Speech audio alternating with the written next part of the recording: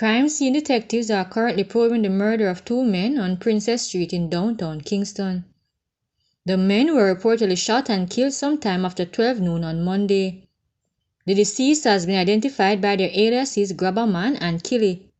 Several businesses in the area have reportedly been affected since the shooting. The body of a construction worker is believed to be trapped under rubble after a house he was reportedly working on collapsed in Pembroke St. Andrew on Monday morning. The Duane Park police are currently at the location where an excavator is being used to remove the rubble to locate the man's body. His identity and cause of the building's collapse are yet to be revealed. A Jamaican man living in Canada has been charged with the murder of his ex-girlfriend just days before her birthday. Troy Moulton, 33, of Whitby, Ontario, is believed to have killed Latanya Anderson on Saturday in a jealous rage.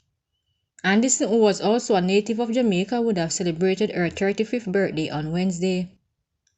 According to the Durham Regional Police, approximately 9 p.m. on Saturday, Moulton arrived at its Central West Division headquarters in Whitby to report an incident. The conversation prompted cops to visit a home in Crestman Court where Anderson was found not breathing. According to the police, life-saving measures were performed, but Anderson was pronounced dead at the scene. The cops did not reveal how Anderson had been harmed. However, Moulton was subsequently charged with second-degree murder.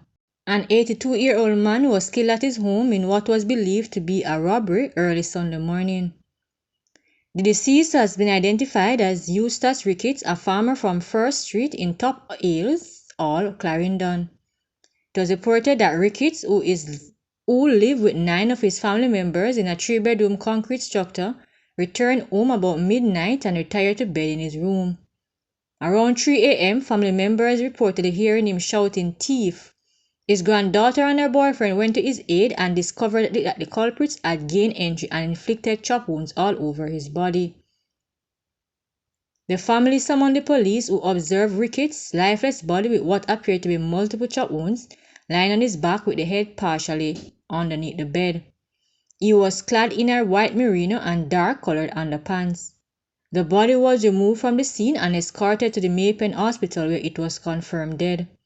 It was later transported to the morgue pending a post-mortem examination.